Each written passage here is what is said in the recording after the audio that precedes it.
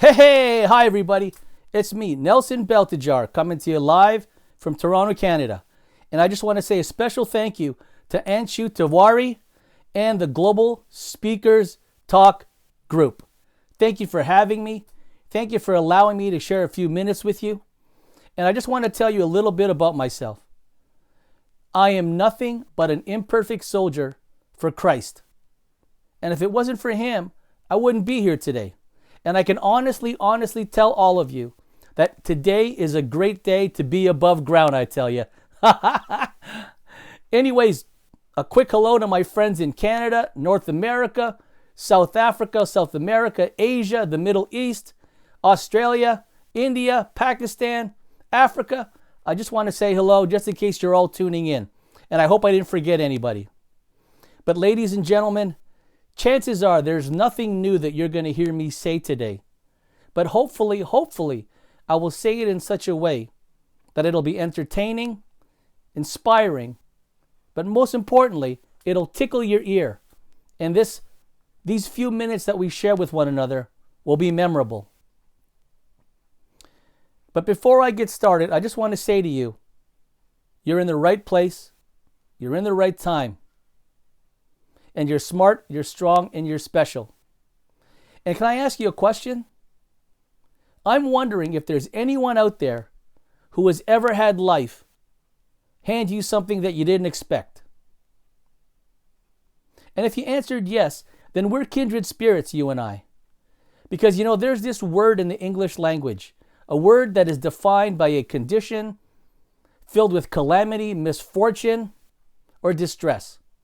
And the word that I'm talking about is adversity. Adversity.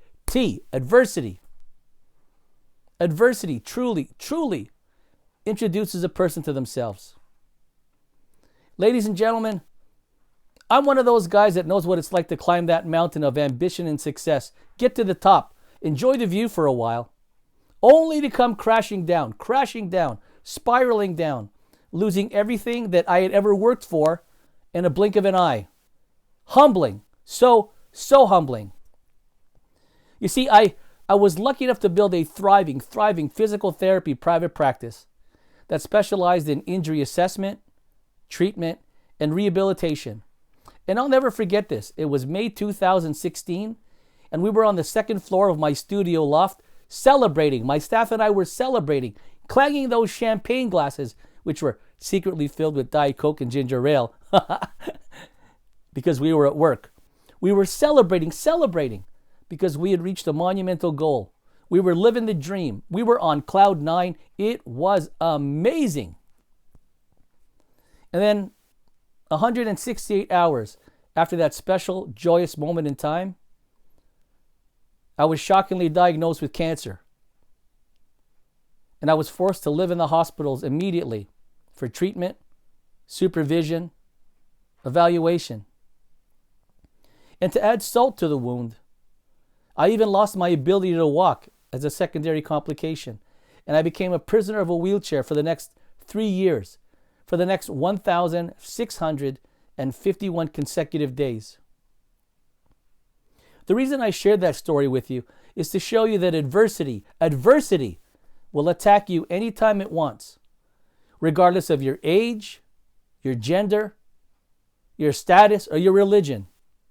And when adversity comes knocking on your door, there are only two outcomes. Either you can find a way to conquer it, or you'll crumble beneath it. The reason I shared that story with you is to let you know that I know what it's like to lose everything I ever worked for.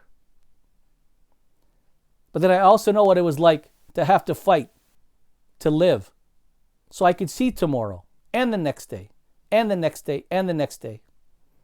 As crazy as that little chapter may sound that I shared with you, that was the easy part of my cancer battling journey. In the years 2016 and 2017, I was forced to live in five different hospitals. 5. And my very first cancer doctor, let's call him Dr. K. Dr. K gave up on me. And he told my family that I was terminal and there was nothing he or the hospital could do for me.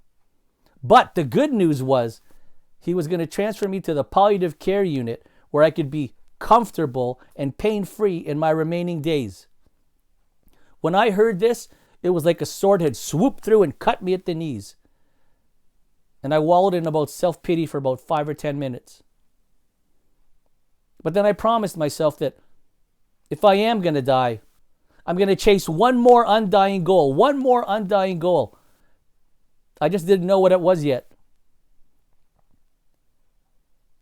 And as I lied there in my hospital room, a tear coming down the right side of my face, staring at the clock, the idea came to me that I'm going to write a blog. I know, a blog which I titled thepositivedrip.com. But the reason I wrote a blog was not for vanity reasons, not at all. You see, at that moment in time, I had a 6-year-old nephew, a 5 and 3-year-old niece, 2 brand new born twins, who I knew that I wasn't going to get a chance to see grow up. And that broke my heart. So I decided to write this blog that housed my nuggets of information, my pearls of wisdom that I learned with my time on this planet. Topics of conversation that I know that I would have with them if I was still able to stay alive. So I wrote this blog and I housed all this information in there so I could leave it behind for them. So that way I could still be a part of their lives after I had passed away. But let's fast forward to September 28th. Looks like the joke's on me. Because 1, I left Dr. K in the background. I left him. And I went to a brand new set of doctors, a brand new set of hospitals. And my brand new cancer doctors did everything they could to keep me alive. And guess what? They stamped me cancer-free on September 28th, 2018. And told me to go live my life. That's right. Ha ha ha, yeah. And 2, that blog that we were talking about that I left behind for my younger family members, specifically for them, has accidentally trickled across the planet and developed a global readership, which was never the plan. And 3, a global community is walking alongside that blog. And it's so humbling to know that people want to actually hear what you have to say. But the truth is this. I honestly believe that it is the tests that we have to go through in life that qualify us to be heard.